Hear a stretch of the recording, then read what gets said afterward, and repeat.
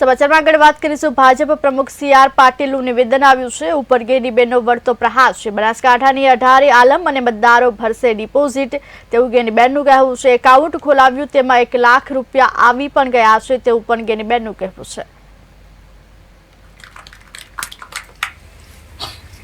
આજે બનાસકાંઠાની અંદર કોઈ પાર્ટીના નેતા આવ્યા હતા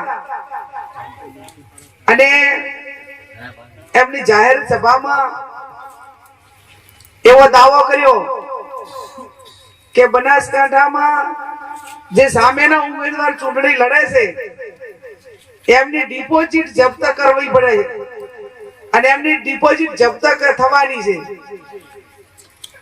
એમની ડિપોઝિટ રહેવા દેવાની નથી। હું એમને માછોલ ગામથી કહેવા માંગુ છું કે જેના નામ વગર તમે કટાક્ષ કરો છો અને જેના ડિપોઝિટ જપ્ત કરવાની વાતો તમે કરો છો એમને હું કહેવા માંગુ છું કે મારી બનાસકાંઠાના 18 સમાજના મતદારો ડિપોઝિટ ભરવાના છે, એનું મેં એકાઉન્ટ પણ ખોલાવી નાખ્યું છે અને સમગ્ર જિલ્લામાંથી એનામાં એકાઉન્ટમાં 1 લાખ રૂપિયા પણ આવી ગયા છે।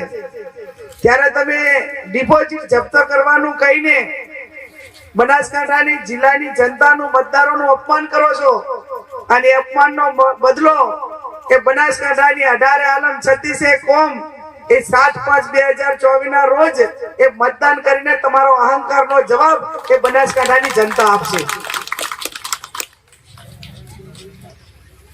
સામેના પાર્ટીના ઉમેદવારોને જીતાડવા માટે અને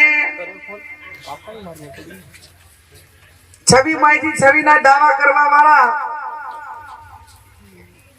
સામેની પાર્ટીના જવાબદાર હોદ્દેદારો હવે બનાસકાંઠાની અંદર અપડાઉન કરે છે અને રોજે રોજ